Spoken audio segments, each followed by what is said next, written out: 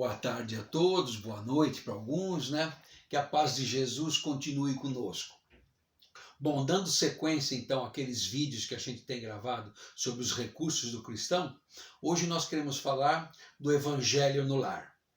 O Evangelho no Lar, ele é oficialmente implantado na aula 10 da Escola de Aprendizes do Evangelho, e ele está aqui no Vivência, né? No capítulo 2.8, Vivência do Espiritismo Religioso. Então ali nós temos todas as dicas que nós precisamos, né? E aqui no livro está falando o seguinte, da finalidade, né? Então é interessante a gente dar uma analisada junto. Estudar, cultivar e praticar o Evangelho. E proteger o lar contra as influências negativas. Mas vejam que nós temos 3 condições antes da proteção. Então a gente percebe só aí que a gente não faz o Evangelho para proteger o lar. A gente faz o Evangelho por questões que vamos discutir aqui agora, e a consequência é proteger o lar. Porque se a gente inverter o processo, podemos cair aí no misticismo ou até no uso de amuleto, né? Fazendo o Evangelho como se ele fosse uma forma de proteger o lar. Não, nós vamos perceber que o estudo do Evangelho, a prática do Evangelho, o aprofundamento no Evangelho, ou seja, o contato com o Evangelho é que protegerá o nosso lar, né? E é interessante entender essas outras partes: estudar, cultivar e praticar, né? Se a gente buscar o que é estudar, gente, tá lá dentro da orientação de Jesus, da primeira delas. Os meus discípulos serão conhecidos por guardarem as minhas palavras. Então, se nós não conhecermos o Evangelho de Jesus, se nós não buscarmos, como diz o Karl Schutel, né, a essência que vivifica em detrimento da letra que mata, a gente vai até saber de cor e salteado as passagens do Evangelho, mas não atinar com a consequência moral disso. Então o Evangelho precisa ser consultado, somos até repetitivos nisso, né, como manual de conduta. Então o estudar é muito importante. A gente não faz só uma leitura, uma breve leitura, não. Há ali um mergulho, um anseio de profundidade. O segundo aspecto é cultivar, aí que é interessante, né? Cultivar, formar pela instrução, insistir prolongadamente, enfim, desenvolver. Olha que interessante, né? Então, se a gente estuda, a gente se instrui.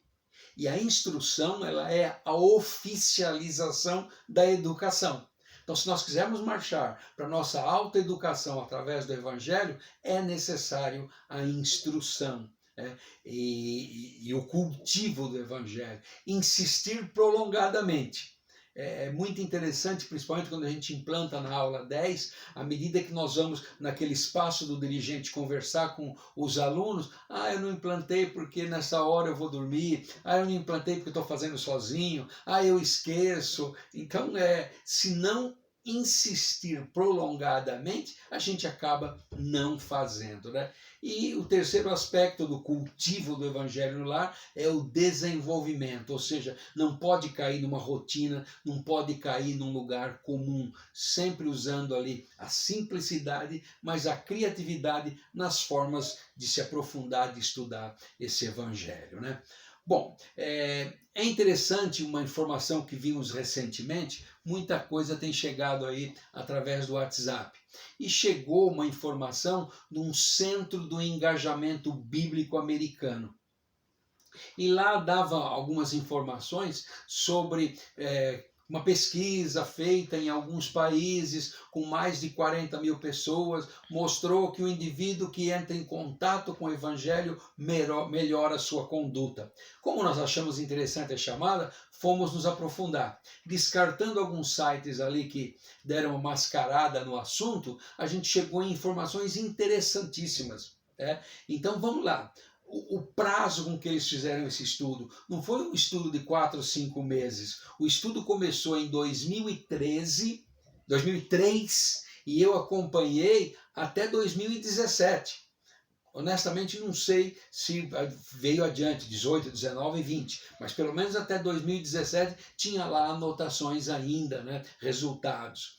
Quantidade, no WhatsApp falava 40 mil pessoas, alguma coisa assim. Foram mais de 400 mil pessoas pesquisadas, né?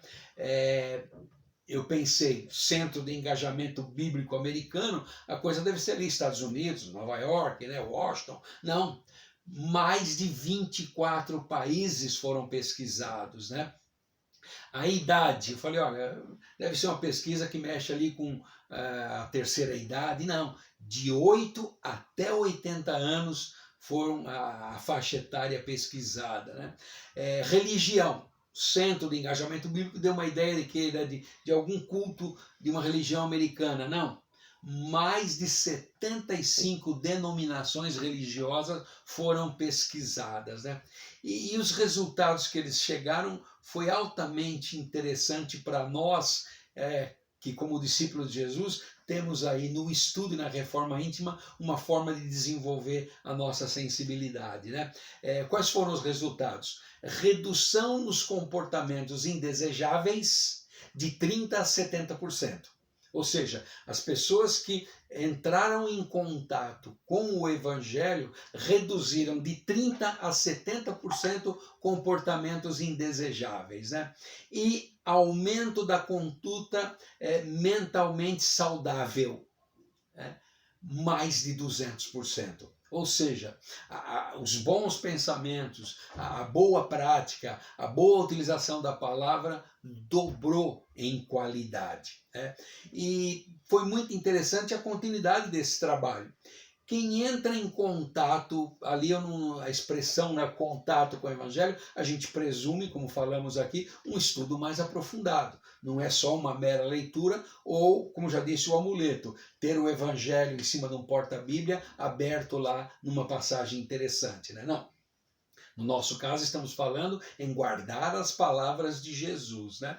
Quem entra em contato uma vez por semana com o Evangelho, não se observou alterações. Quem entra em contato com o Evangelho 2 ou 3 vezes por semana, percebeu-se pequenas alterações. Agora, olha interessante, quem entra em contato com o Evangelho 4 ou mais vezes por semana, as alterações foram essas acima aí indicadas. 30% a 70% dos comportamentos indesejáveis foram erradicados, né? E um incentivo, um aumento na qualidade dos pensamentos, das palavras e da conduta. Então, gente, o Evangelho no Lar, somado às leituras evangélicas, que a gente até já gravou um vídeo, né? É justamente algo que vai corroborar com essa pesquisa. Veja bem, nós, né, não hoje que estamos aí reclusos, mas no mínimo um dia por semana a gente tem alguma atividade ligada à casa e temos ali um contato com o Evangelho. Nós temos, né, a recomendação, sempre na abertura de qualquer atividade, ter um contato com a mensagem evangélica. Nós fazemos o Evangelho no Lar uma vez por semana. E aí eu quero dividir com vocês uma experiência que a gente tem já há mais de 30 anos, que é o Evangelho nas empresas. Ao longo desses mais de 30 anos, nós passamos por 4 empresas. E ficamos muito felizes que nas 4 nós implantamos, sendo que na última que eu estava e na atual, o Evangelho continua sendo feito todas as segundas-feiras, que é para iniciar a semana com o Evangelho. Então veja, no mínimo uma atividade na casa, contato com o Evangelho. Evangelho no Lar 2 vezes. Nossa experiência, Evangelho na empresa e as constantes leituras evangélicas nos permite um contato aprofundado com esse manual de conduta futura. Então, gente, indiscutivelmente de tudo que a gente já falou, mostramos aqui hoje com dados, né, que vocês podem pesquisar mais ainda, a importância de lançarmos mão deste recurso do cristão, que é o Evangelho no Lar. E veja, nós falamos em um dia por semana, mas em lugar nenhum está escrito que é só um dia por semana. Nós podemos indiscutivelmente fazer outros dias. Nada proíbe, nada obsta que isso seja feito. Por quê? os benefícios são sempre os nossos, né? Falamos muito em evangelização pela reforma íntima, né? Então vamos analisar bem isso. Quanto mais a gente entra em contato com o Evangelho, mais a gente trabalha as inferioridades e mais a gente consegue, através desse contato, né, principalmente 4 ou mais vezes por semana, poder perceber aí a necessidade da autoeducação. Né? E lembrando aqui de Kardec, no livro Céu e Inferno, no capítulo onde ele se dedica a fazer perguntas, né, para desencarnados sobre a situação deles lá. E ele constatou algo muito interessante. Né? Quanto mais imperfeições, mais infeliz era o espírito nessa condição pós-morte. Então, gente, entrar em contato com o Evangelho cuida, inclusive, desta condição quando estivermos no plano espiritual. Ou seja, quanto mais imperfeições, maior a infelicidade. Quanto menos imperfeições, mais próximo do caminho da felicidade. Podemos então dizer que o Evangelho, o contato, o estudo do Evangelho, além de ser, né, um aspecto muito importante na nossa reformulação, ainda é um caminho para a felicidade. Muito obrigado.